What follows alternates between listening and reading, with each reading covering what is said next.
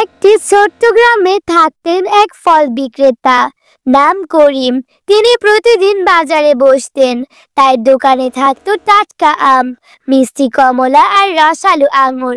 করিম হাসি মুখে বলল, বাবা সালিম, মনে রেখো, দান করলে আল্লাহ ধন বাড়িয়ে দেন।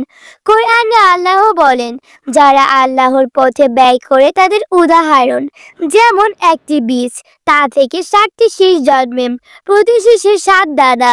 সূরা বাকারা 261 নম্বর আয়াত। একদিন বাজারে এক গরিব মহিলা এলেন।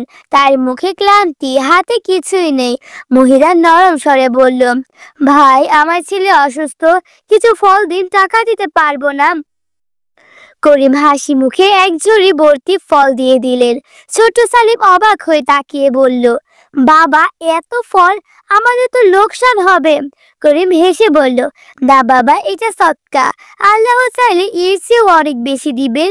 সন্ধ্যায় দোকান বন্ধ করার সময় এক ধনী ব্যবসায়ী তাকে বলল, ভাই, আমার ছেলের জন্মদিন, সবচেয়ে ভালো ফল দিন। তিনি দ্বিগুণ দাম দিয়ে পুরো দোকানের ফল কিনে নিলেন। সেদিন করিমের লাভ আগের সপ্তাহের চেয়েও অনেক বেশি হলো। সালিম খুশি হয়ে বলল, বাবা, আপনি ঠিকই বলেছিলেন, দান করলে আল্লাহ সত্যিই বেশি দেন। করিম বলল, হ্যাঁ বাবা, রাসূল সাল্লাল্লাহু আলাইহি ওয়াসাল্লাম বলেছেন, সদকা সম্পদ কমায় না, বরং বাড়ায়। পরদিন সকালে সালিম নিজের পকেটে টাকা দিয়ে এক গরিব ছেলেকে চকলেট কিনে দিল।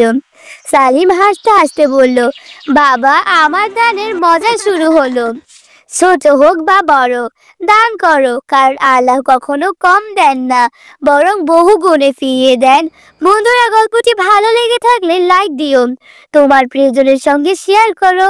আর এমন ইসলামিক শিক্ষণীয় গল্প পেতে কুমড়োফুল চ্যানেলটিকে সাবস্ক্রাইব করতে ভুলো না। আসুন আমরা সবাই ছোট দানের মাধ্যমে আল্লাহর সন্তুষ্টি অর্জন করে সঠিক পথে চলি।